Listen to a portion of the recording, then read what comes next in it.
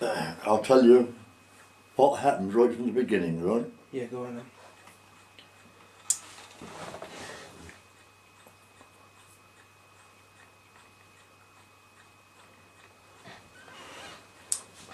On the 5th of May 1945, our ship went into Gourock in Greenock, into Glasgow, for a boiler clean.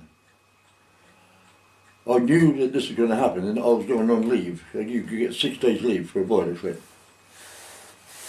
So we had called the bands in St James Church in Shirley, because you've got to call the bands 3 weeks before you get married. You have to say anybody knows any reason why you shouldn't get married, you know, that sort of thing. So on the 6th of May, which was a Sunday, I came home on leave from Glasgow. And I got home at 2 o'clock Monday morning, and we had not hardly anything prepared. We were getting married on the Thursday, which was the 10th of May, right? So the next morning, after I got home, which was the 8th of May, Tuesday, the war finished. VE Day. So everybody, they declared a public holiday for 2 days. We were stymied, we had nothing. No flowers, no rings, no nothing. So Joan and I went downtown on Tuesday, and I don't know if you know, at the end of Commercial Road, where it joins London Road, right opposite, there was a jeweller's called Samuel's. I think it's still there, I'm not sure. Luckily, the bloke who ran the shop lived over the top, so I knocked him up. And he eventually came down to open the door, and when we explained what was happened, he sold us a ring. Nanny's wedding ring.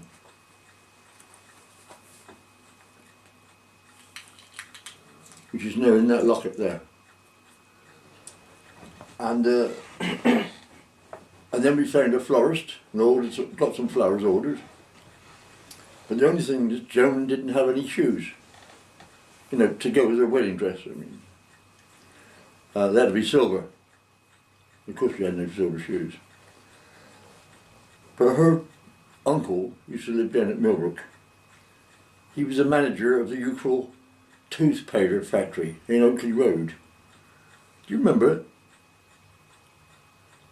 It was on, just as you go into Oakley Road from Shirley, you're going to go down Park Road, don't you? Dreams Park Road, and Oakley Road goes off to the right. Right on that junction used to be the factory, the youthful tooth powder factory. He was the manager of that, but he was a nice bloke. So we went down to visit them, and Joan took some shoes down there and he painted them silver, sprayed them silver paint. That's what she got on there. And then, of course, on the Thursday, that's when we got married, on the Thursday at St James Church in Shirley, 11 o'clock in the morning. And it's a good job I was wearing bell-bottom trousers, because my knees were shaking as I walked down the aisle. Nobody could see. I was only 19 then, and Joan was 20. But the next month we were both 20 and 21. Of course, we didn't get no honeymoon, but I did get a telegram from the ship on the Friday saying that due to the end of the war, I'd been granted an extra 2 days leave. So I stayed home until Sunday. Didn't have to go back until Monday morning. No, 23:59 on Sunday night.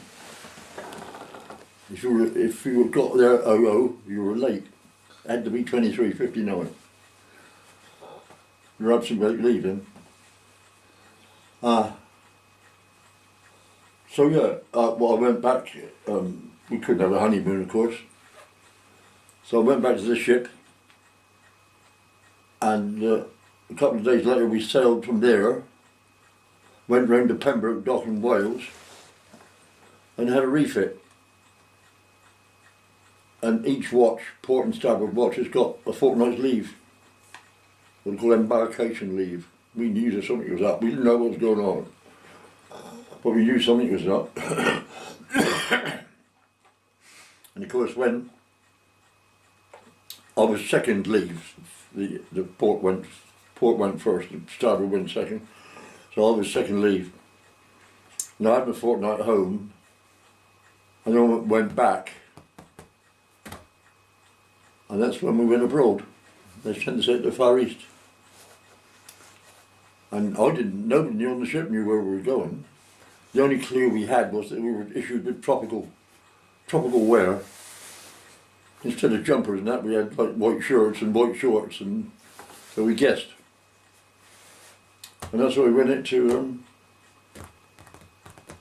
and of course, unknowingly, I'd left Joan pregnant. I didn't know, nor did she. It wasn't until about 3 months later that she told me she was pregnant. Well, after the wedding, we went to Maybus Corner. And do you know where your office used to be? There was a little tin hut there. Maybus Village Hall it was. That's where we had our feed and that there, you know. Yeah. That was good.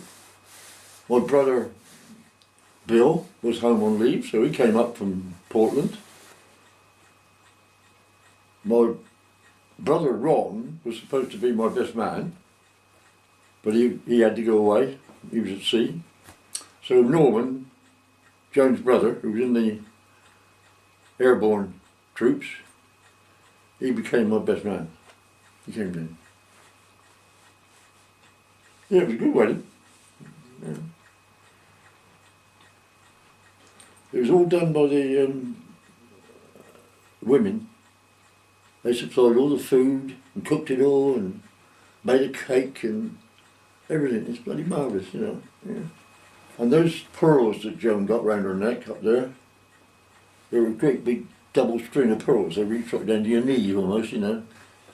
They were, her auntie lent her those, and they were the auntie's grandmother pearls handed down through the. I don't know what happened to them afterwards.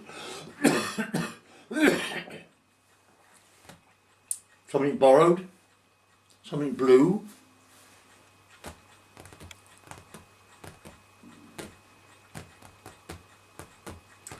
And her father, the blue on the horse behind you there, you seen that?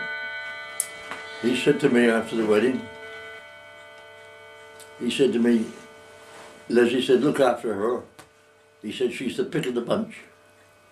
And she was.